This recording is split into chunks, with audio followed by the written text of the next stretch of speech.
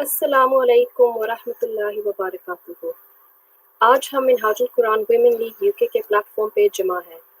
आज की वर्कशॉप दिमागी सेहत के हवाले से मुनक्किद हो रही है। मैं अपनी तरफ से और मिनहाज वुमेन लीग यूके की तरफ से आप सबको खुश आमदीद कहती हूँ। MWL की तंजीमात ने पहले भी ये इसी मौजू पे वर्कशॉप्स करवाई हैं, लेकिन अब कोरोना वायरस की वजह से हमने इस मौजू को बहुत ज़रूरी समझा, क्योंकि लॉकडाउन ने लोगों की दिमागी सेहत पे मुख्तलिफ तरीक़ों से असर किया है। तो इसलिए इस वर्कशॉप को हम नेशनल सतह पर मुनक्किद कर रहे हैं। ये वर्कशॉप इंग्लिश में डिलीवर होगी और मैं साथ साथ में उर्दू में तर्जुमा करूँगी। उम्मीद है कि आप इस वर्कशॉप को फ़ायदेमंद पाएंगे। और अब मैं इंट्रोड्यूस करना चाहती हूँ सिस्टर सैरिश इस्माइल को, जो कि एक सीनियर साइकोलॉजिकल वेलबींग प्रैक्टिशनर हैं। इन्होंने 5 साल दिमागी सेहत के शोबे में काम किया है उन मरीजों के साथ जो दिमागी सेहत के मसाइल से दो चार हैं। Sister सैरिश। Assalamu alaikum. Welcome to today's mental health workshop. My name is Sarish. I am currently working as a senior psychological wellbeing practitioner. I've been working in mental health for 5 years now. So I work with people who struggle with symptoms of common mental health problems, so things such as depression, anxiety, panic, and so on. So firstly, I'd like to thank Sister Iram, who is the General Secretary of MWL UK, for introducing me and also for translating today's workshop. Also, I'd like to thank MWL UK who have arranged this workshop, which is a great initiative really, considering everything that's going on at the moment with the COVID and with the pandemic.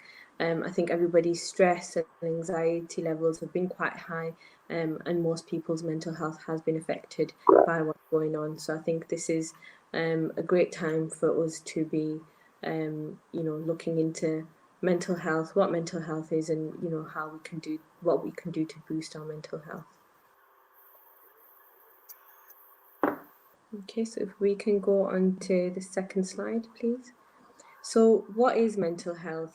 So when we think about mental health, we might think of quite negative things. So particularly within the Asian community, there is quite a big stigma attached to mental health. If we think that people are suffering from problems with their mental health, we might think that they've gone crazy or that they've gone mad and that there's no cure to this. But actually, in fact, that's not the case. दिमागी सेहत क्या है? दिमागी सेहत को हमारे culture में नापसंदीदा निगाह से देखा जाता है। जिन लोगों को दिमागी सेहत के मसाइल होते हैं, हम समझते हैं कि वो पागल हो गए हैं या कि वो लाइलाज हो गए हैं, और ये हकीकत नहीं है। Okay. So just like everyone has physical health, we all also have mental health. Okay, so we all have mental health. Sometimes we might struggle with it. So occasionally, just like we can suffer from physical health problems, so you might suffer from headaches, you might have aches and pains, of a flu or a cold or other physical health problems. Just like that, we can suffer from mental health related problems as well. Okay, so this doesn't mean that we've gone mad or crazy. It just might mean that we need a bit of support. So for example, if you've sprained your ankle, it doesn't mean that you can't walk for life or that you've become physically disabled for life. It just means that you need a bit of support, maybe some medication, maybe a bit of physiotherapy to get you back up on your feet. And so mental health problems working exactly the same way. So if we are struggling with our mental health, sometimes it just means that we might need a bit of support before we can get better. जैसे कि हर अफराद की जिस्मानी सेहत है, ऐसे ही हर एक की दिमागी सेहत भी है। और अगर किसी को जिस्मानी सेहत का कुछ मसला बन जाता है, उसका ये मतलब नहीं है कि वो यानी कि डिसेबल हो गए हैं या कि वो माजूर हो गए हैं। जैसे कि जिस्मानी सेहत के इलाज हैं, ऐसे ही दिमागी सेहत के लिए भी इलाज हैं। Okay, so what is stress then? So again, when we think of stress, we can think of it quite negatively. We think that stress is a bad thing and that we should never ever feel stressed. But in fact, this isn't actually realistic because everybody suffers from stress. Everybody has some level of stress in their lives. There's things such as good stress. So, for example, if you had a promotion at work, or if you were getting married and you had a wedding to plan, or for example, when you have children, having a baby, these are all quite positive things. But they can still bring, quite a level of stress with them. So, although it's a positive thing in our life, a promotion, wedding planning, having a baby, it can also still be quite stressful. Okay, so like I said, stress isn't always a bad thing. We need some level of stress to keep us going and to get us up in the morning. Really, it's what motivates us. If we didn't have any stress at all in our lives, we wouldn't get up in the morning. It's what gets us up. It's what tells us that you need to get up in the morning, you need to get the children ready for school, and so on. Okay, so everybody needs to have some level of stress in their lives. Stress या ज़हनी दबाव क्या है? जब हम stress के हवाले से सोचते हैं तो हम यही सोचते हैं कि ये मनफी चीज़ है। हालांकि ये बुरी चीज़ नहीं है और ये समझते हैं कि इसको नज़रअंदाज करना चाहिए, लेकिन ये गैर हकीकी है क्योंकि स्ट्रेस मुस्बत वजूहात से भी हो सकता है, जैसे कि माँ के लिए बच्चे की पैदाइश या शादी की प्लानिंग करना या कि जॉब में प्रमोशन के लिए तैयारी करनी। ये सब चीज़ें मुस्बत हैं, लेकिन इनके साथ स्ट्रेस भी होता है। हर इंसान के लिए कुछ स्ट्रेस होना बहुत ज़रूरी है क्योंकि यही हमें मोटिवेट करता है किसी चीज़ के लिए तैयारी करने में। तो अगर हमारी ज़िंदगी में कोई स्ट्रेस ना हो तो फिर हम सुबह उठेंगे नहीं, बच्चों को स्कूल के लिए नहीं तैयार करेंगे, यानी कि किसी काम के लिए कोई तैयारी नहीं करेंगे।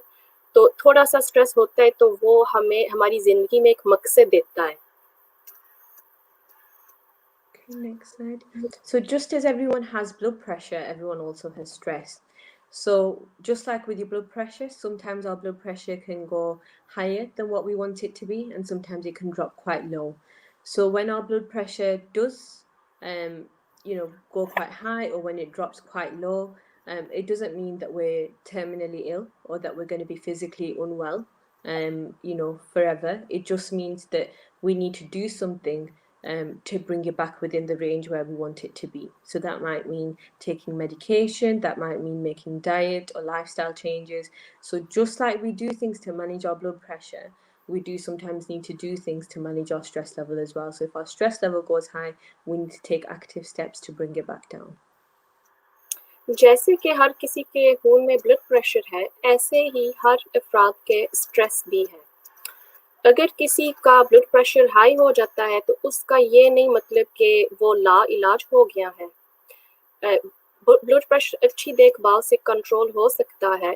ऐसे ही जब दिमागी सेहत पे असर पड़ता है यानी कि ज़हनी दबाव पड़ता है, वो भी अच्छी देखभाल से कंट्रोल हो सकता है। Okay, so this is what we call a stress line. So when you think about stress, this is kind of what it looks like. So on one end of the line you have low stress, and on the other end of the line you have high stress. So we all sit somewhere along this line. So as you can see, we've got low stress and high stress because, like I've said before, there's no such thing as no stress. Okay, so where we are on this line can change. It can change day to day. It can even change several times in the day. Okay, so for example, if you've got yourself up in the morning and you're getting ready to go to work, and you get into your car and you start your car and your car doesn't start up. Okay, so you might have woken up on the low stress end of the line, but if you get into your car and your car isn't starting, and you know that you need to be at work within the next half an hour or so, your stress levels are going to probably go more towards the high stress end of the line. Okay, so your stress level will probably increase in that time period. Now, once you get things resolved, so say once you've sorted the problem out with your car started, and you've got yourself to work, and you've managed, whatever's gone wrong, you've sorted it out. What should happen is eventually, as the day goes on, if nothing else goes wrong, your stress level should start to come down again towards the low stress end of the line. Okay, and particularly by the next day, you shouldn't wake up again feeling stressed about that one incident. Okay, so your stress level should have come back down to low stress. Okay, so that is what we would call a completely normal fluctuation in stress, and these things happen day to day, and that's completely normal. Sometimes what happens is there's things, external factors that are contributing to our stress level, and they can continue to feed into our stress level, and they can start to keep our stress level high for long periods of time. So when our stress level starts to stay high for long periods of time and it's not coming down on its own, that's when we start to experience problems. So things like depression, anxiety, we start to experience these when our stress level isn't coming down on its own. Okay. आप ऐसे ही समझ लें कि stress एक line पे है, जैसे कि ये लाइन आपको नज़र आ रही है, और एक साइड पे लो लेवल है स्ट्रेस का और दूसरी साइड पे स्ट्रेस बहुत ज़्यादा है।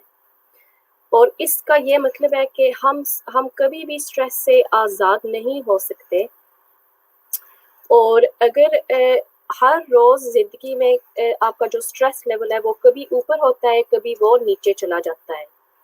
तो एक मिसाल मैं देती हूँ, सुबह आप उठते हैं, आप बिल्कुल ठीक है, इतना स्ट्रेस नहीं है, लेकिन आप फिर गाड़ी में बैठते हैं काम को जाने के लिए और गाड़ी स्टार्ट नहीं होती, तो उन लम्हात में आपका स्ट्रेस ऊपर चला जाएगा, क्योंकि ज़ाहिर आप सोच रहे हैं कि मैंने अब काम पर कैसे मैं पहुंचूंगी टाइम पे, या बच्चों को स्कूल लेकर जाने और गाड़ी स्टार्ट नहीं हो रही, तो फिर आप समझें कि अब मैं क्या करूंगी।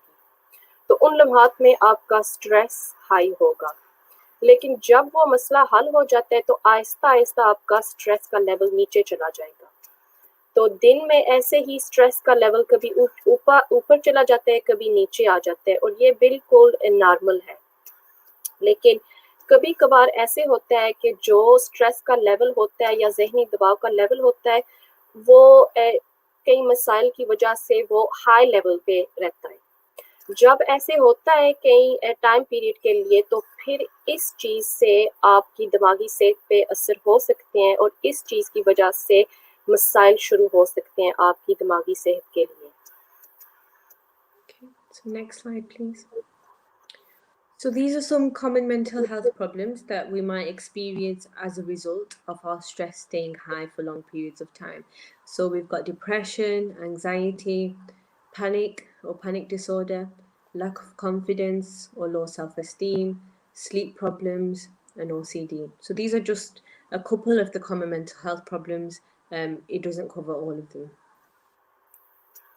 तो ये कुछ आम मिसाइल हैं जो दिमागी सेहत के हवाले से हो सकते हैं। डिप्रेशन है, एंजाइटी है जिसको आप उलझन या बेचैनी कह सकते हैं, पैनिक जिसको आप कह सकते हैं कि आप में दहशत आ जाती है किसी वजह से, फिर आपका कॉन्फिडेंस भी कम हो सकता है, नींद ना आना या नींद में कुछ मसले आने, और फिर आखिर में जिसे हम ओसीडी कहते हैं, और इसकी कई किस्में हैं, और इनकी ऐसा होता है कि ज़हन में बार बार एक ही चीज़ पर आप तवज्जो देते रहते हैं।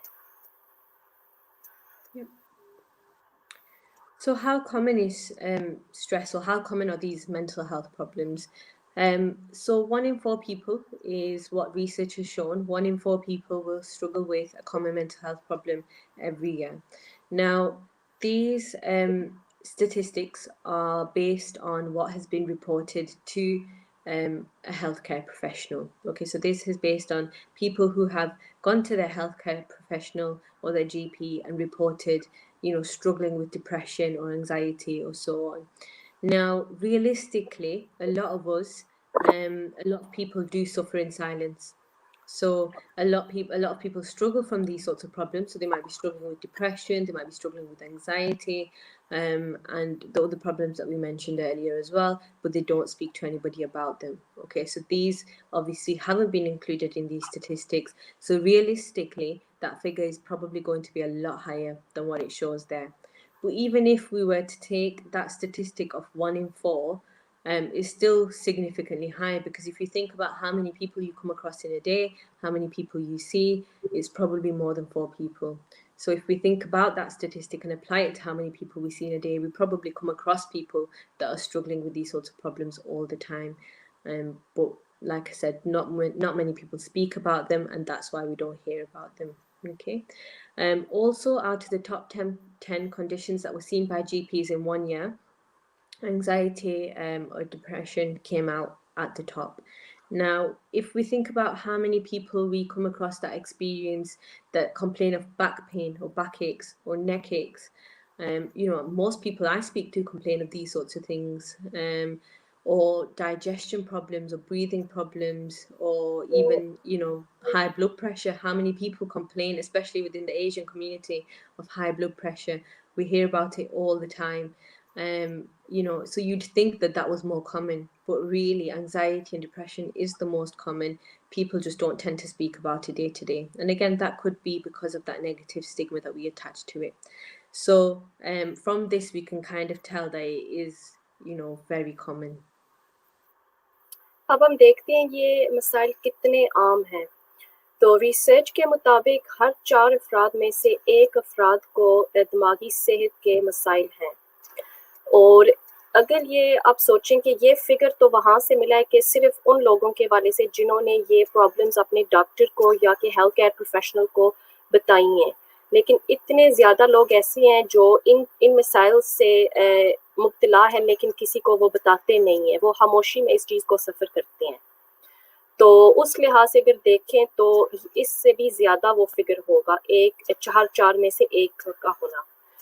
तो अगर आप देखें कि जो सबसे ज़्यादा प्रॉब्लम्स बताई जाती हैं डॉक्टर को 1 साल में, उन सब प्रॉब्लम्स में से एंग्जाइटी, उलझन, बेचैनी और डिप्रेशन सबसे ज़्यादा थे और सबसे आम थे। तो अगर आप सोचें कि आप कितने लोगों को जानते हैं जो कि कंप्लेन करते हैं कि मेरे कमर में दर्द है या कि मैदे का कुछ मसला है, सर में दर्द रहता है, इस तरह ये सब चीज़ों को अगर आप देखें, उन सब चीज़ों से ज़्यादा ये मसाइल है दिमागी सेहत के हवाले से। तो इस लिहाज से तो ये प्रॉब्लम्स बहुत ही ज़्यादा आम हैं। So it's important that we work on keeping our stress levels low to try and avoid some of these problems.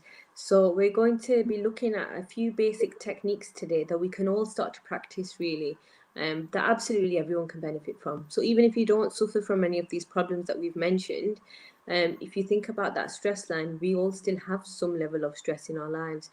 So these techniques are helpful for absolutely everyone to use. तो बहुत ज़रूरी है कि हम अपने स्ट्रेस लेवल को लो रखने के लिए कुछ ऐसी टेक्निक्स अपनाएं जो कि हमें रिलैक्स करेंगी। और अगर किसी को इस तरह के मसाइल नहीं है दिमागी सेहत के हवाले से, एंग्जाइटी नहीं है, डिप्रेशन नहीं है, तब भी ये टेक्निक्स बहुत ज़रूरी हैं क्योंकि हर एक बंदे की ज़िंदगी में कुछ ना कुछ स्ट्रेस है। अगर आप समझें कि जैसे कि हमने पहले स्ट्रेस वाली लाइन आपको दिखाई थी, तो वो उसी लाइन पे हर एक बंदे का स्ट्रेस लेवल है कहीं ना कहीं। तो ये जो टेक्निक्स आगे सिस्टर सरिश डिस्कस करने वाली हैं, ये सब को अपनानी चाहिए और सब के लिए ये फ़ायदेमंद होंगी। Okay, so the first thing that we're going to look at is relaxation. So relaxation is very important for our well-being, for our mental health. It's important that we start to make some time every day for some sort of relaxation. Okay, so what we advise in the NHS to try and aim for at least 1 hour a day. But if that's going to be a struggle for you, if you have a particularly busy day, or if you have young children and you struggle to get that time alone, and maybe even if you start off with 20 minutes or half an hour and then slowly build that up. Okay, so it's very important that we start to include some sort of relaxation in our day. So again, if we think about the stress line that we were talking about in the beginning, if our stress levels are fluctuating throughout the day and we're ending up on the high stress end of the line, we need to be doing something to make sure that we're bringing that down day to day. Otherwise, if it continues to stay high, like I said before, we're going to start to experience problems. Okay, so the relaxation is quite important, and can help quite a lot to help bring that general day-to-day stress down. Okay. एक ऐसी technique है जिसमें आप सुकून को महसूस करें, और ये बहुत ज़रूरी है क्योंकि ये स्ट्रेस और जहनी दबाव को उस लेवल को नीचे लेकर आती है। हर रोज़ इस टेक्निक को अपनाना चाहिए। अगर आप NHS तो बताती हैं कि 1 घंटा इसको इस्तेमाल करना चाहिए हर रोज़, लेकिन अगर ये आपके लिए मुमकिन नहीं है तो आप पहले 10 मिनट कर लें या कि 15 मिनट भी इसको कर लें, फिर आहिस्ता-आहिस्ता इसका टाइम आप बढ़ा सकते हैं। और इससे फ़ायदा क्या होगा कि जो आपका स्ट्रेस का लेवल है, ज़हनी दबाव का लेवल है, वो नीचे आएगा। और ये बहुत ज़रूरी याद रखना कि अगर आपका स्ट्रेस लेवल हाई लेवल पे रहता है काफ़ी देर के लिए, फिर वहाँ से मसाइल बनते हैं।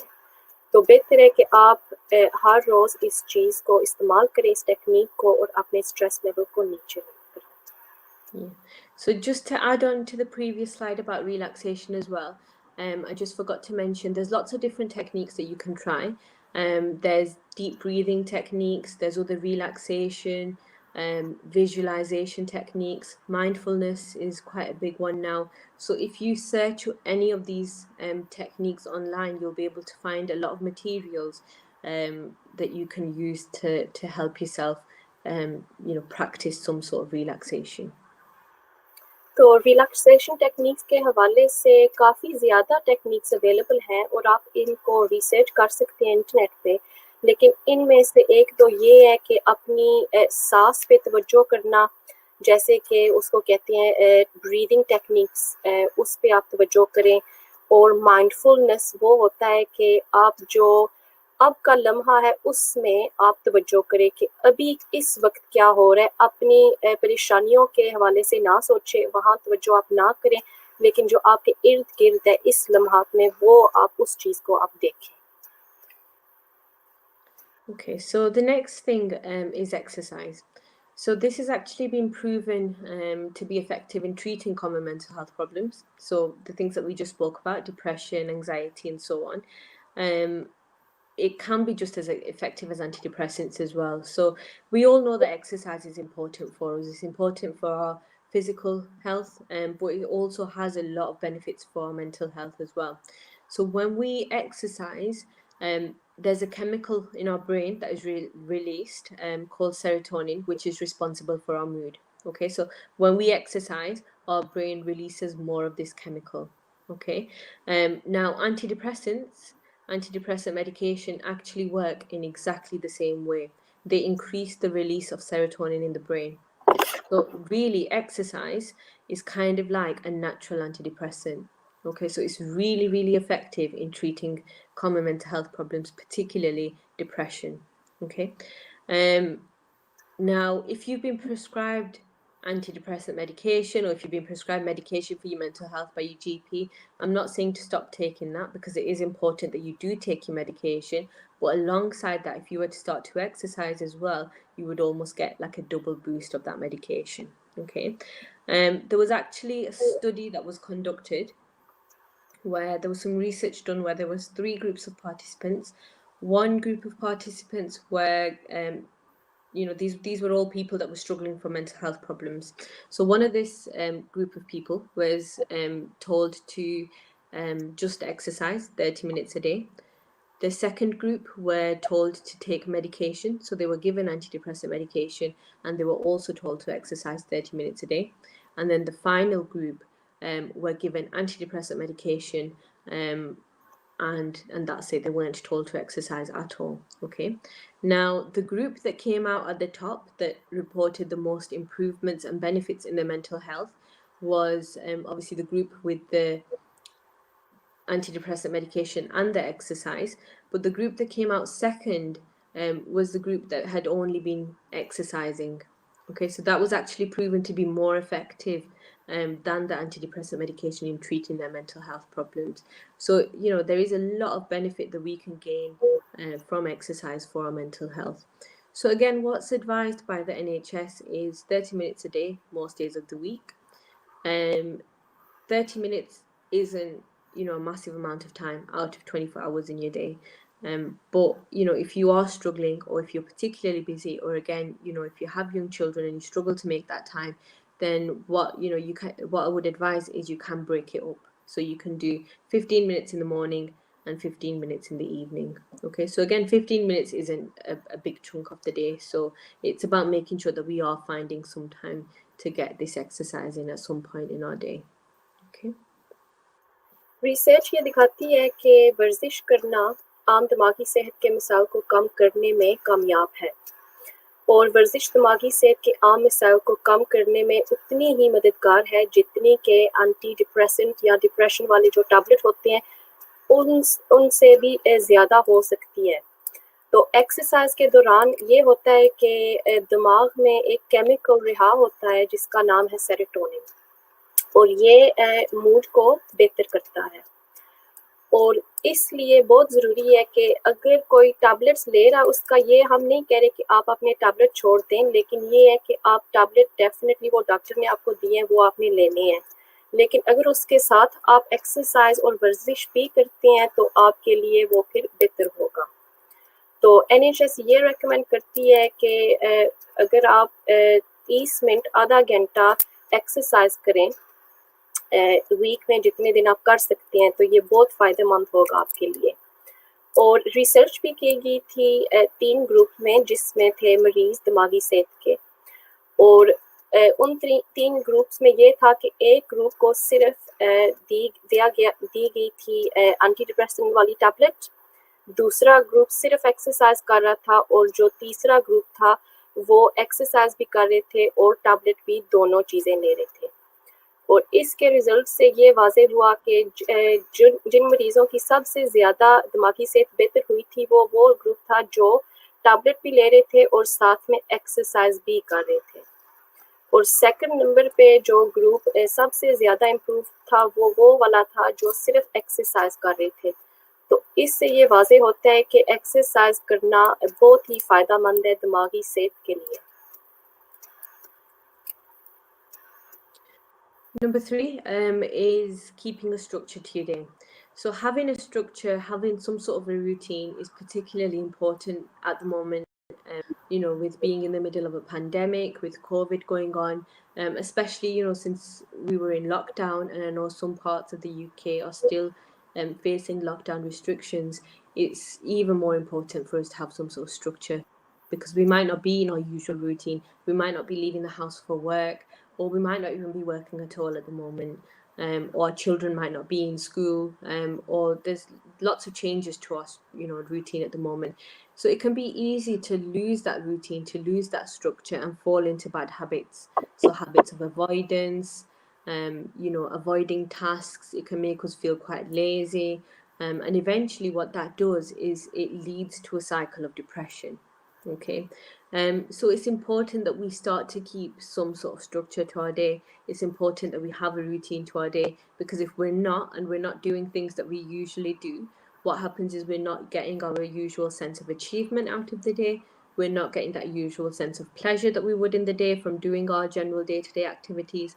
And again, like I said before, that can lead to having quite a significant impact on your mood, and it can eventually lead to depression as well. Okay, so what we advise you to do is to try and still make sure that we're waking up early each day, have some sort of structure to your day, keep a routine, and build up healthy habits, build a healthy routine. So incorporate relaxation into that, incorporate exercise into that, and try and stick to that. जो तीसरी technique है वो ये है कि अपने दिन को आप तरतीब करें। तो फ़िलहाल क्योंकि लॉकडाउन की वजह से ये भी हो सकता है कि कुछ लोग अब जॉब पे नहीं जा रहे या बच्चे भी स्कूल नहीं जा रहे, तो इस वजह से कभी कभार सुस्ती भी पैदा हो सकती है और हमारी जो नॉर्मल पहले वाली रूटीन है वो तो अब नहीं है। लेकिन इसी वजह के लिए ज़रूरी है कि अब आप खुद अपने दिन को तरतीब करें अच्छे तरीके से। और इसमें ये है कि आप टाइम से उठें, अपने जो काम काज आपने करने हैं वो अच्छे तरीके से तब भी करें। और रूटीन से क्या होता है और काम काज करने से भी क्या होता है कि आपको फिर वो महसूस होता है कि आपने कुछ किया है दिन में, आपको वो जो कामयाबी का एहसास होता है वो फिर भी रहेगा। तो ये बहुत ज़रूरी है। इसमें दूसरा भी ये है कि अगर आप कुछ नहीं कर रहे और सुस्ती में पड़ गए हैं, तो अगर ये ज़्यादा देर आप ऐसे रहते हैं तो इसकी वजह से आपके मूड पे असर हो सकता है और ये फिर डिप्रेशन की वजह भी बन सकता है।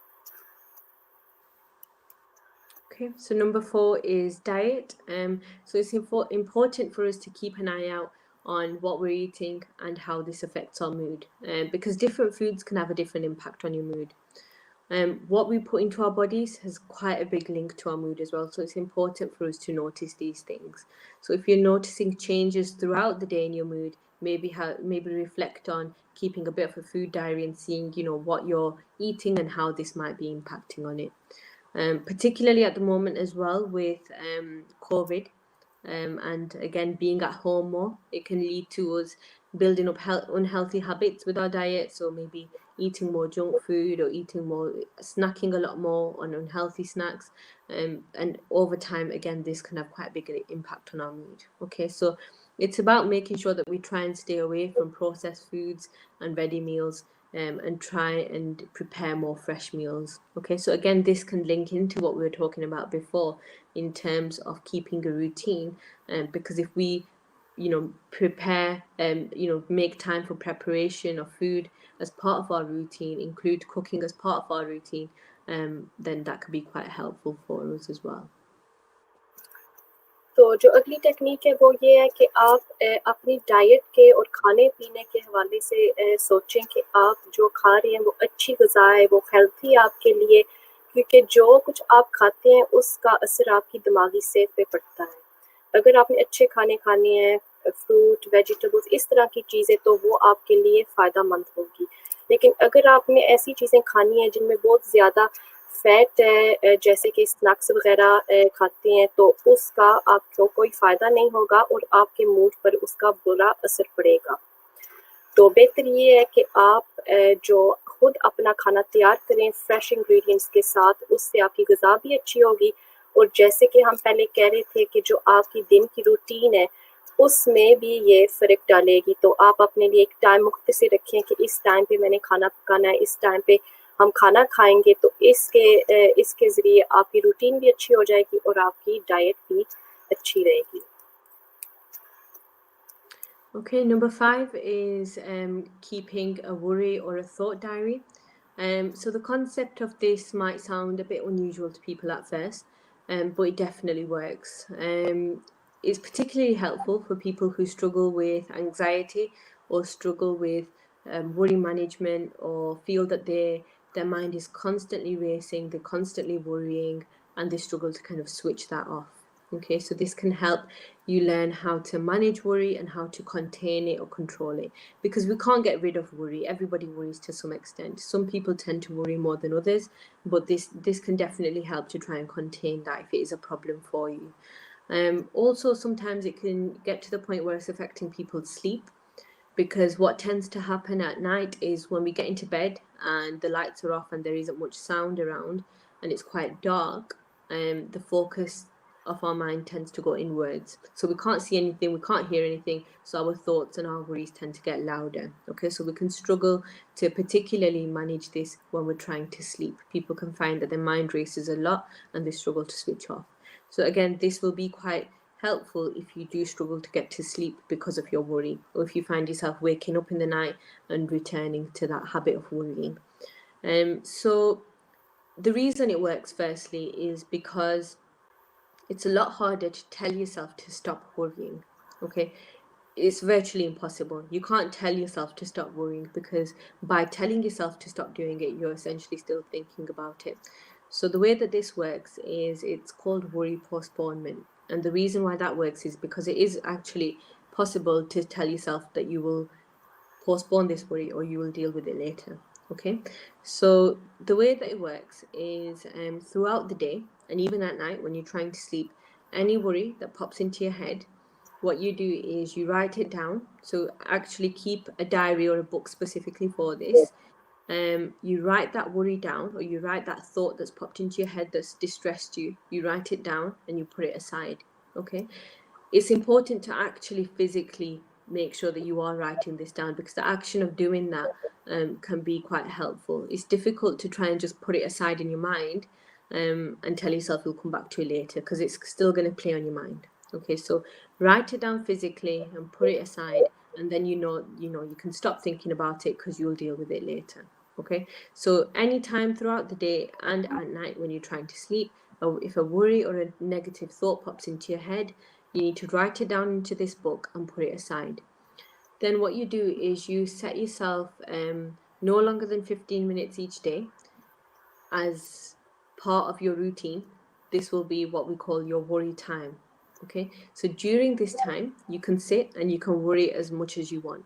Okay, so again, that might sound a little bit unusual for some people that we're telling you to worry, but this is how we learn to contain that worry rather than worrying about everything excessively throughout the day. We're going to try and get it down to that 15 minutes. Okay, so during that 15 minutes, what you do is you can go through your worry diary and you can go through what you've put down and think about how you're going to deal with these worries. So if it's a practical worry about maybe something's broken that needs fixing, set an action plan as to how you're going to do it. If it's what we call a hypothetical worry, so a worry that's popped into our mind that might not have any real basis, then we need to learn about kind of letting those worries go. But what most people notice is when it comes to their worry time and they sit and they reflect on these worries, most of them are not really a worry anymore. So they're able to put it aside anyway. Okay, so like I said, set yourself 15 minutes each day. Try and keep it at the same day so you're more likely to keep this up. It can become part of your routine and part of your your day-to-day routine, part of your lifestyle almost. So set aside that time to go through these worries and reflect on them. और पांचवी जो technique है वो ये है कि जो आपकी परेशानियां हैं या जिस चीज़ों के हवाले से आपको फिक्र है, आप उनकी डायरी बनाएं और जब कुछ ऐसी बात आपके ज़हन में आती है उसको ना आप लिख लें। तो इससे क्या फ़ायदा होगा, क्योंकि आप अपने दिमाग को रोक नहीं सकते फिक्र करने से, लेकिन जब आप लिखेंगे आप ऐसे समझेंगे कि ठीक है, अब मैंने ये फिक्र या परेशानी लिख दी है और बाद में मैं इसको देखूंगी, उसके बजाय कि आप पूरा दिन उसी फिक्र या परेशानी में मुब्तला रहें। तो आप इस चीज़ के लिए एक महसूस टाइम रख सकते हैं कि मैं इस टाइम पे 15 मिनट के लिए अपनी परेशानियों को देखूंगी। तो ये भी अपनी रूटीन में आप बना लें, उसका एक हिस्सा बना लें और हर रोज़ आप इसके लिए एक सेम टाइम रखें और आप फिर बैठेंगी, अपनी परेशानियों को पढ़ेंगी, जो जिस चीज़ों के हवाले से आप कुछ एक्शन कर सकती हैं। जैसे कि अगर कुछ टूट गया है तो आप सोच सकती हैं कि ठीक है, कल मैं इस टाइम पे इस चीज़ को मैं ठीक करवा लूँगी या खुद ठीक कर लूँगी। अगर कोई और परेशानी है जिसका कोई बेस नहीं है, कि कभी कभार ऐसी भी फिक्र ज़हन में आ जाती हैं जिसका एक्चुअली उसका कुछ है नहीं, वो वैसे ही आपके ज़हन में आ जाती हैं बातें, तो आपको ये भी आहिस्ता आहिस्ता रियलाइज़ होगा कि इन चीज़ों को अब मैंने छोड़ना है, क्योंकि ये मेरे लिए सोचने के वाले से ये अच्छी नहीं है। तो इस चीज़ का भी काफ़ी फ़ायदा होगा। और जैसे कि पहले कहा है कि दिमाग को आप रोक नहीं सकते, लेकिन उसको ये समझा सकते हैं कि बाद में इस चीज़ पे मैं तवज्जो करूँगी। Number 6, this is quite a helpful technique, and it's to keep a positives log. Okay, so reflect at the end of each day. Think about 3 positive things that you've done that day and write these down. Okay, so maybe again keep a separate book for this, where at the end of each day you write the date of that day and you write down 3 good things about that day. So it could be 3 things that you are grateful for. It could be 3 things that you've done well that day, or just 3 positive things about that day. Okay, and make this a habit. Make this again part of your routine. It's quite helpful because generally what we tend to do as humans, we tend to focus more on the negative. Okay, so we focus on what we don't have, what's going wrong in our life, and naturally we tend to do that. So what this does is it helps us shift that attention away from what's going wrong or away from the small problems and more to what's going right in our lives and the positive aspects of our lives. And it actually helps to promote that positive mindset. So to get out of that negative mindset, to get away from that negative critical thinking, and to promote what we call a more positive mindset. And over time, what you'll start to notice is your outlook will change as well. You'll start to look at things more positively. You'll start to notice the positives in things rather than, instinctively just picking out the negatives. और ये जो अगली technique है, इसका ये है कि आप अपनी जो मुस्बत सरगर्मियां हैं या मुस्बत जो भी आपकी ज़िंदगी में हुआ है या उस दिन में हुआ है, उसको आप लिखें।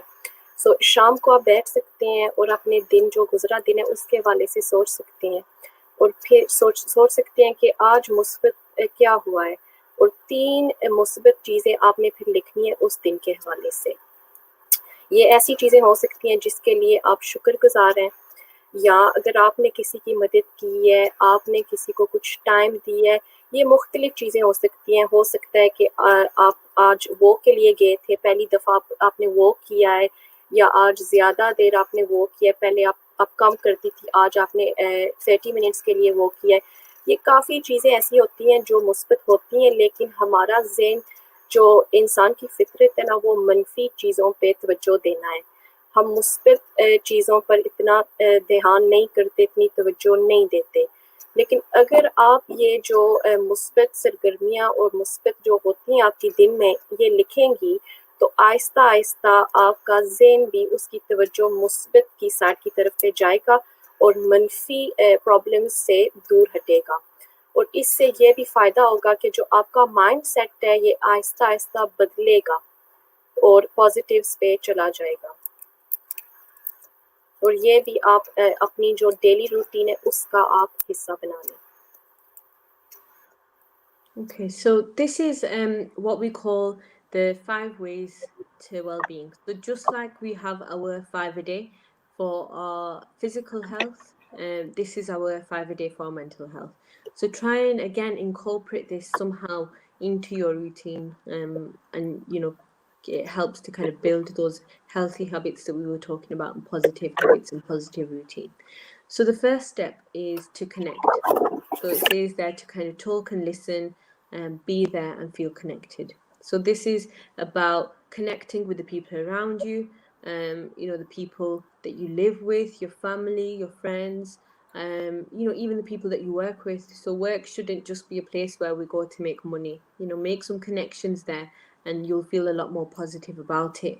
And then if you have stress related to work, it feels a little bit easier to manage when you feel that you've got some connections there as well. Okay, so connect with people around you in every aspect of your life, and make time for these people. It's important that we make time to build healthy, strong relationships with the people around us, because it makes us feel better as well. If we know that we've got people in our lives that we can turn to speak to if we're struggling, it has quite a positive impact on our mental health. Secondly is to give. So give your time, give your words, give your presence to people around you. Again, giving financially has its own rewards and has its own benefits. To giving to charity, as we all know this, it can be quite rewarding as well for us. So it helps improve again your mental health. But if you can't give financially, even just giving your time to somebody, so giving your time to maybe an elderly relative or an elderly neighbor, that's struggling, that's what they kind of appreciate most at that age. So again, give your time to somebody. If you aren't able to give financially, volunteer your time as well to causes, to charity and things like that. The third thing is to take notice of the present. So like Ira mentioned before about mindfulness, it's about making sure that we're focusing on the present and where we are at the moment and how we're living at the moment. Okay, because it's focusing on things that have happened in the past and things that have gone wrong, or worrying about the future. All that does is it fuels depression and it fuels your anxiety. Whereas if we live in the present moment and we take notice of what's around us now, it can help us feel a lot more calmer and more content. Okay. The fourth step is to keep learning. So embrace new experiences, seek opportunities, and kind of surprise yourself. So this is important because when we say keep learning, it doesn't mean that you have to enroll yourself in a course, at college or university. If you want to do that, that's fine. But it could be absolutely anything. It could be like learning a new recipe, picking up a new hobby. What this does is it helps us with our sense of achievement, because if you learn something new, like you learn to cook a new recipe and then you cook it for your family, and they eat it and hopefully it turns out well, and if they give you praise on that and they give you positive feedback, it's going to make you feel good. But like I said, it does more than that as well. So it feeds our sense of achievement, and it also can bring back that interest that we might have lost in our old activities or old hobbies. So sometimes when people are struggling with their mood, they feel as though they've just lost interest and they're not sure why. So if we're learning new things, it can bring back some of that interest. It can be quite challenging, which is quite important for us, and it can be quite fun as well. And the last one is to be more active. So just like we mentioned before, exercise is important. It's important to be physically active, but this is about more than that. So it's about doing what you can and enjoying what you're doing. So again, tie it into kind of connecting with people around you, being active in your community, being active with the people around you as well. And it's all about kind of making the most of the time that you have, I guess. जैसे कि जिस्मानी सेहत के लिए 5 a day doctor recommend करते हैं, उसी तरह से दिमागी सेहत के लिए ये 5 टेक्निक्स अब आपको बताएंगे। पहली ये है कि आप कनेक्ट करें, जो आपके इर्द-गिर्द हैं आप उनके साथ मजबूत ताल्लुक बनाएं। ये सिर्फ घर की बात नहीं हो रही, सिर्फ फैमिली के साथ नहीं, अगर आप जॉब करते हैं और आप अपने कलीग्स के साथ भी मजबूत ताल्लुक बना सकते हैं। अपनी नेबरहुड में, अपने हमसायों के साथ, अपनी कम्युनिटी में जो लोग हैं, उन सब के साथ आप अच्छे तरीके से ताल्लुक बना सकते हैं और ये आपके लिए बहुत अच्छा होगा। दूसरी चीज़ ये है कि आप कुछ दें। इससे ये सिर्फ मुराद नहीं है कि आप चैरिटी के लिए आप सदका या खैरात दें। अगर वो आप दे सकते हैं, वो भी आपके दिमागी सेहत पे अच्छा असर करेगी, क्योंकि आप लोगों की मदद कर रहे हैं। अगर आप चैरिटी नहीं दे सकते तो आप अपना टाइम दें। वो जो हमारी कम्युनिटी में अगर बुजुर्ग हैं या फैमिली में कुछ ऐसे हैं, आप उनको टाइम दें। जो अकेले रहते हैं, आप उनको विजिट कर सकते हैं। अगर आप लोगों के लिए कुछ करेंगे तो इसका आपकी दिमागी सेहत पे मुस्बत असर पड़ेगा। तीसरी चीज़ ये है कि जैसे कि पहले मैंने कहा है कि आप जो मौजूदा लम्हा है उस पे आप तवज्जो दें, बजाय आप अपनी परेशानियों में सोचते रहना उनके हवाले से। जो आपके इर्द-गिर्द है वो चीज़ें आप वो देखें। अगर आप वॉक के लिए निकलते हैं तो आप देखें कि आपके इर्द-गिर्द क्या सीनरी है और इन चीज़ों को अपनी ज़हन में रखें। जो चौथी चीज़ है वो ये है कि आप सीखते रहें। इसका सिर्फ ये नहीं मतलब कि आप कॉलेज में एनरोल करें कोर्स के लिए, ये छोटी भी चीज़ें हो सकती हैं। अगर वो भी आप सीखते हैं तो आपके लिए इनका बहुत फ़ायदा होगा। आप कुछ नई रेसिपी सीख सकते हैं। अगर आप वो बनाते हैं तो वो डिश अच्छी बन जाती है, तो जब आप उसको सर्व करेंगे आपकी तारीफ़ होगी, इससे भी आप पे पॉजिटिव मुस्बत असर पड़ेगा। और इससे दूसरी चीज़ क्या होगी कि आपको कामयाबी का एहसास भी मिलेगा। और ये भी बहुत ज़रूरी है कि अगर आप कुछ सीखें, आपको फिर पता होगा कि मैंने इस चीज़ को मैं कर सकती हूँ, इस चीज़ को मैं ये अचीव कर सकती हूँ। और जो 5वीं टेक्निक है वो ये है कि आप एक्टिव रहें उन चीज़ों में जो आप अपने लिए एंजॉय करते हैं, और अपनी कम्युनिटी में भी आप एक्टिव हिस्सा बने और अपनी फैमिली में भी। और ये जो आप सब ये चीज़ें करेंगी तो इसका आपके मूड पे अच्छा असर पड़ेगा। And lastly, if you feel that you are struggling with any of the things that we've talked about today, if you feel that you do need some support to help you manage your symptoms, then please do speak to your GP or any other healthcare professional and ask them to make a referral for you into psychological therapies. It is important, like I've said before, that if you feel that you are struggling, that you do then get that support, because just like with your physical health, if you continue to suffer in silence and you don't get support for it, it will get worse. Okay, so it is important that we try and get that support as early as we can to try and fix any problems that we might have. Okay, so there's also some websites there that you can have a look at, some things that you can search if you're wanting kind of support for yourself, kind of self-help stuff. So there's the NHS Every Mind Matters website. And also if you search IAPT, so improving access to psychological therapies, there'll be a lot of information on there as to what kind of therapies are available, and also what your local IAPT service is. So those are the services that provide psychological therapies in your area. अगर आपको मदद की ज़रूरत है दिमागी सेहत के हवाले से, तो आप अपनी डॉक्टर के साथ ये बात करें और उनसे ये रिक्वेस्ट करें कि वो आपका रिफरल करें साइकोलॉजिकल थेरेपीज़ के लिए, क्योंकि ये है कि अगर आप इन मसाइल को रहने देंगे तो जितना ज़्यादा टाइम बढ़ेगा उतनी मुश्किल बन जाएगी इनको हल करने में। तो ये 2 वेबसाइट्स आपको नज़र आ रही हैं जो कि आप रिसर्च कर सकती हैं। पहली ये है कि NHS एवरी माइंड मैटर्स और दूसरी है IAPT improving access to psychological therapies, और इनमें से आप इंफॉर्मेशन ले सकती हैं अपने लिए। Okay, so thank you to everyone that's attended today's workshop. That brings us to the end of the workshop. We do have a couple of minutes now. If anybody has any questions, and what you can do is you can leave it in the chat section or the comment section. And what we will do is we'll try and get through as many as we can, and try and give you the best response to those. Okay.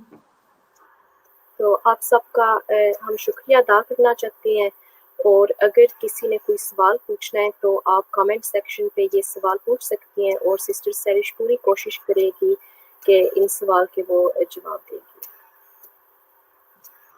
So I'm just going to check the comment section to see if we've got any questions.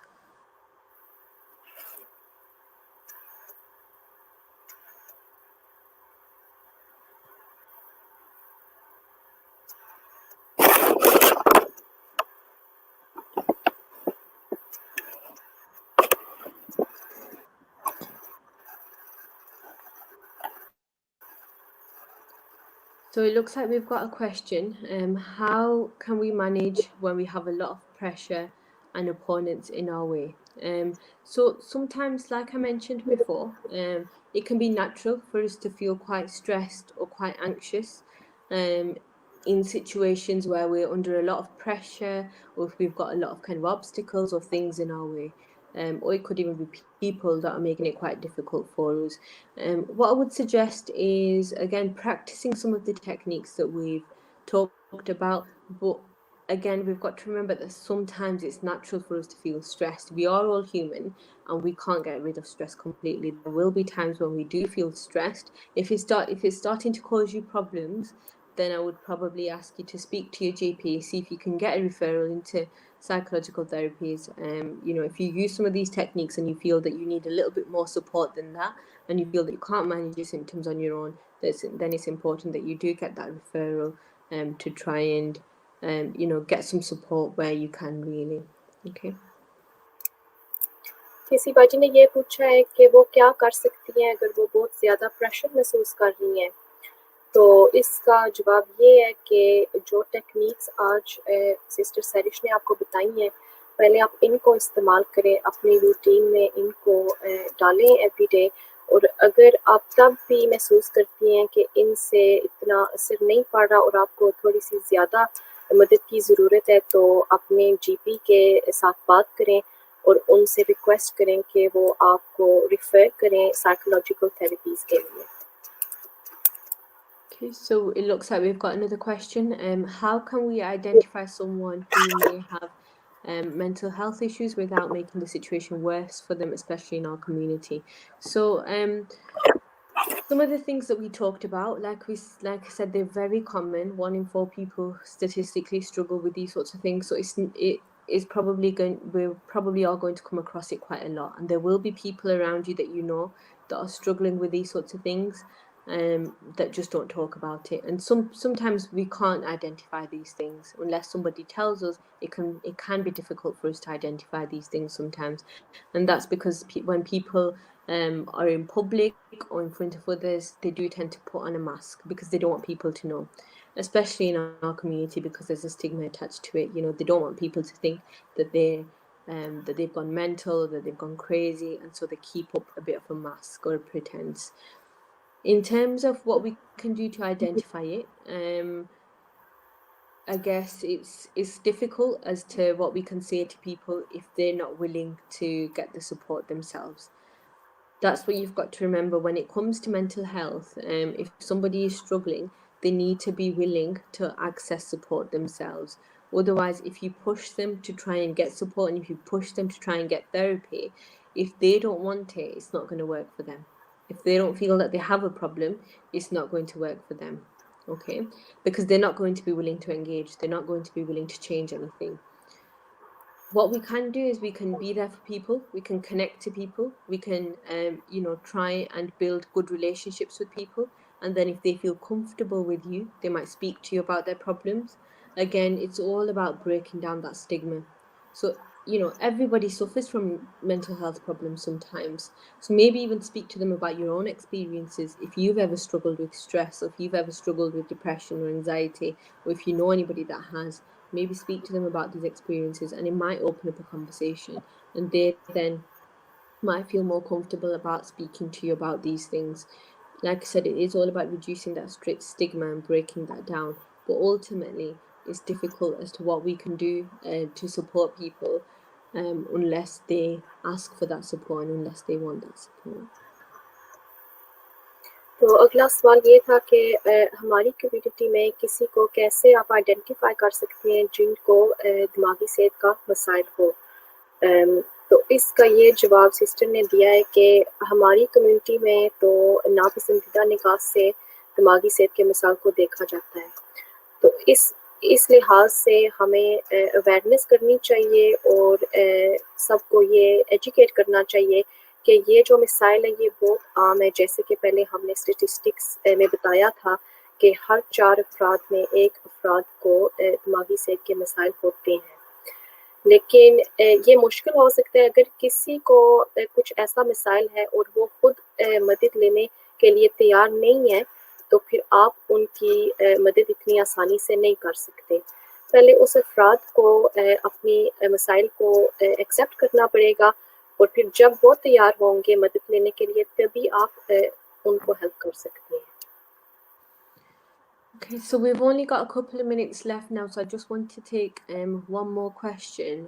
We've got a question here that says, how can we help our children, especially after seeing the surge in cases or suicides in young people? So there was a 14-year-old girl recently. What I would say, again, is it's all about having open conversations, particularly with our children. With young children, it's so important for parents to have open conversations with children about their mental health, about things like this. Again, because there is a stigma in our community, our young children might not feel that they can speak openly about these things, particularly to their parents, because they might think that they're not going to understand. And unfortunately, there have been cases like that where people have tried to speak to their parents, and their parents have told them that, there's no such thing as a mental health problem, or, if you're depressed, you should just pray and you'll be fine. There is sometimes more to it. And in Islam, mental illness is recognized. So we need to be able to have these conversations with our children. If you feel that you don't feel comfortable and that you're not sure as to how you could support them, then speak to somebody about that and get that awareness yourself first, and get that knowledge and that understanding. Learn how you can support your children before you speak to them about this.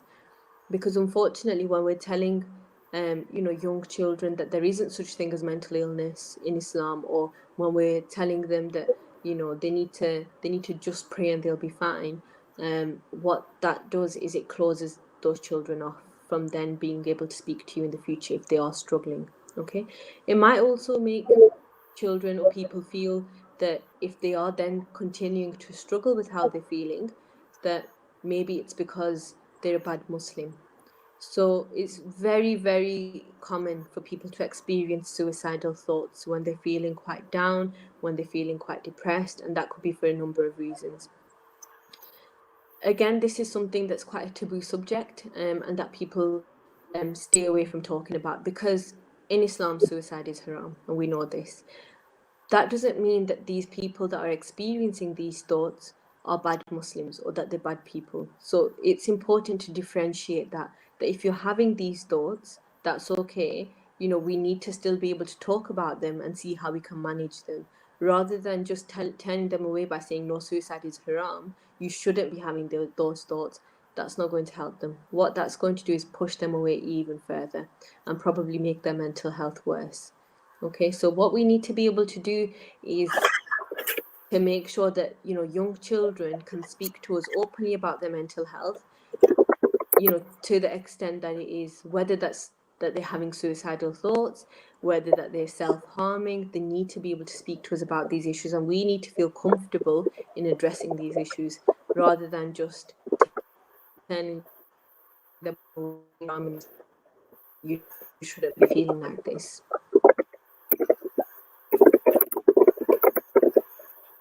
और अगला सवाल ये था कि हम अपने बच्चों की कैसे मदद कर सकते हैं कि अब केसेस ज़्यादा हो गए हैं और खुदकुशी के हवाले से भी केस ज़्यादा हो रहे हैं। तो इसका जवाब सिस्टर ने ये दिया है कि आप अपने बच्चों के साथ ओपनली दिमागी सेहत के हवाले से गुफ्तगू करें। अगर आप इस चीज़ में कंफर्टेबल नहीं है तो पहले आप अपने आप को एजुकेट करें, अपनी अवेयरनेस इस चीज़ के हवाले से बेहतर करें। जब आप ये करेंगे तो फिर आप अच्छे तरीके से अपने बच्चों के साथ इन चीज़ों के हवाले से गुफ्तगू कर सकेंगे।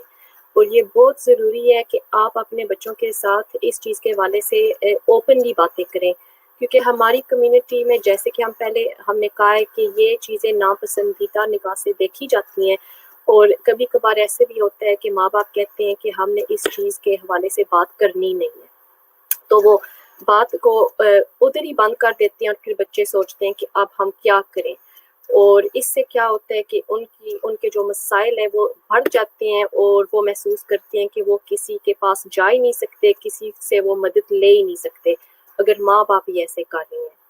तो बहुत ज़रूरी है कि आप अपनी अवेयरनेस को डेवलप करें पहले और फिर अपने बच्चों के साथ इस मौजू पे फ्रैंकली बातें करें, फ्रैंकली डिस्कशन करें और उनको ये बताएं कि ये मसाइल होते हैं लेकिन इनके हल भी हैं, टेक्निक्स हैं जो आपको हेल्प कर सकती हैं। अगर ये आपके लिए नहीं है, ज़्यादा नहीं है, इनफ नहीं है, तो फिर आप डॉक्टर के पास अपने बच्चे को लेकर जा सकते हैं और फिर उनके लिए जो मदद चाहिए उनके लिए वो आप ले सकते हैं रेफरल्स के ज़रिए।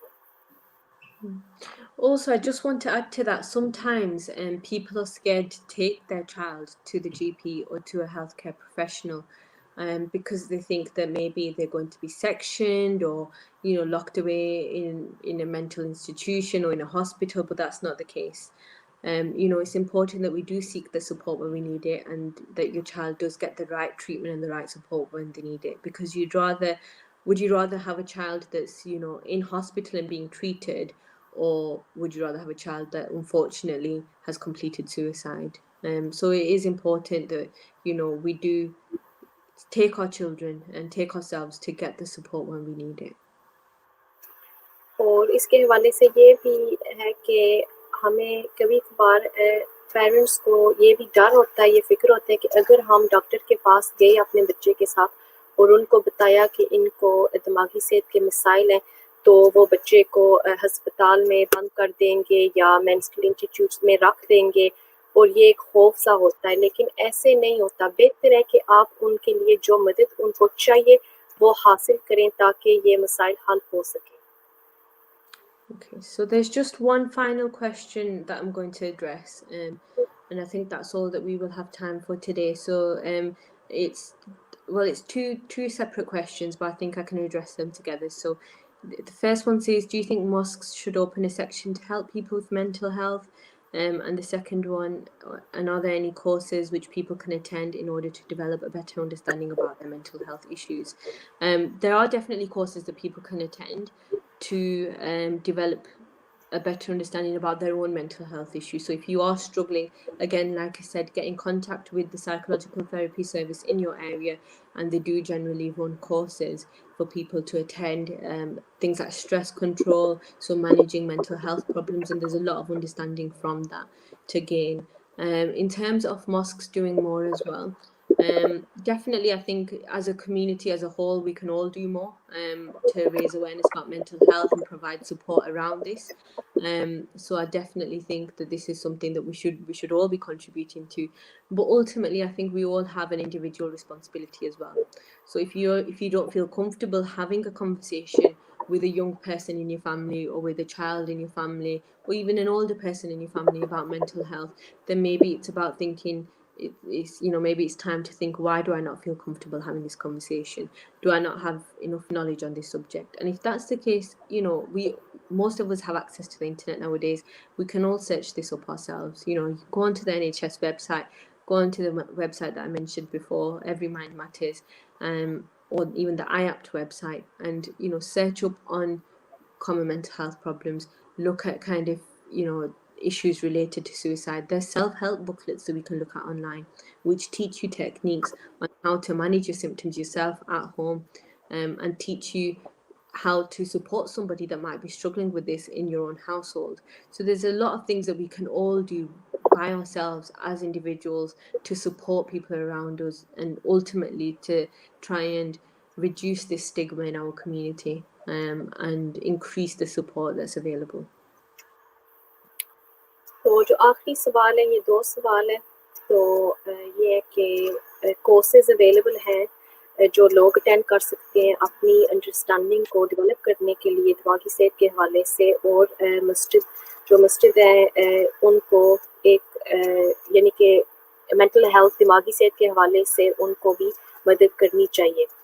तो कोर्सेज हैं, डेफिनेटली हैं। ये स्ट्रेस कंट्रोल के हवाले से भी कम्युनिटी में कोर्सेज हैं। अगर आप इंटरनेट पे इसको रिसर्च करें तो आपको ये मिल सकते हैं। और जैसे कि पहले भी सिस्टर ने कहा है कि जो साइकोलॉजिकल रिफरल्स हैं उनके ज़रिए भी कोर्सेज अवेलेबल हैं लोगों के लिए। और ये ज़िम्मेदारी जो है दिमागी सेहत के हवाले से, ये इनफरादी तौर पे भी है कि हर एक शख्स को ये ज़िम्मेदारी लेनी चाहिए। अगर आप अपनी अवेयरनेस नहीं है इतनी ज़्यादा इस मौजू पे, तो आप रिसर्च कर सकते हैं इंटरनेट पे, आप इस चीज़ को देख सकते हैं। तो फिर आप अपनी जो फैमिली है या कि आपके जानने वाले हैं, आप उनके साथ इस मौजू पे गुफ्तगू करें और इससे भी बहुत फ़ायदा होगा। Okay, thank you. I think that's all we have time for today. So thank you to everybody who's tuned in and listened. And I hope that you can all take something away from today's workshop, and hopefully support those around you as well. And again, thank you to MWL UK who have organised this workshop, which again is a great initiative at this time especially. And thank you for asking me to speak today as well. सबका हम शुक्रिया अदा करना चाहते हैं जिन्होंने इस workshop में हिस्सा लिया है, और सिस्टर सैरिश को भी मैं थैंक यू करना चाहती हूँ। उम्मीद है कि आपने इस वर्कशॉप को फ़ायदेमंद पाया होगा और कुछ ऐसी टेक्निक्स लेकर जा रहे हैं आज जो आप अपनी ज़िंदगी में शामिल कर सकते हैं। और अब मैं कुछ आइंदा के प्रोग्राम्स के हवाले से आपको बताना चाहती हूँ कि मिनहाज सिस्टर लीग ऑनलाइन अल-तज़किया रिट्रीट कर रही हैं। ये इंग्लिश की रिट्रीट है, the western Muslim women. It's on the 3rd to the 4th of October। और बुकिंग के लिए इसको आप बुक कर सकते हैं at www.altazkiya2020.com। or there'll be a special question and answer session with respected Dr. Ghazala Hassan Qadri, and there'll be panel discussions and interviews and talks with a range of professionals and influencers, and an exclusive workshop with Sister Basma Qadri, and also other workshops on a range of topics. So I would advise everybody to get themselves booked for Al-Tazkiya online retreat at www.altazkiya2020.com। और Minhaj women league UK 12 दिन रबीउल अव्वल के online programmes रखवा रही हैं 17 अक्टूबर से लेकर 28 अक्टूबर तक हर रोज़ 1 बजे, जिसमें वेलकम रबीउल अव्वल का प्रोग्राम होगा, चिल्ड्रन का, बच्चों का इंग्लिश में मिलाद होगा क्विज़ के साथ, इंटरैक्टिव क्विज़ के साथ, जिसके लिए प्राइज़ दी जाएगी। बच्चों का जो इस्लामिक सिलेबस है ये प्राइज़ दी जाएगी। और फिर जो फाइनल प्रोग्राम होगा वो एनुअल मिलादुन नबी होगा, जिसमें काबिल एहतराम मोहतरमा डॉक्टर गजाला हसन कादरी साहिबा हुसूसी खिताब फरमाएंगी। इन प्रोग्राम में आप शिरकत करें और इनका आप फ़ायदा उठाएं। जज़ाकल्लाह। अस्सलामु अलैकुम रहमतुल्लाहि व बरकातुहू।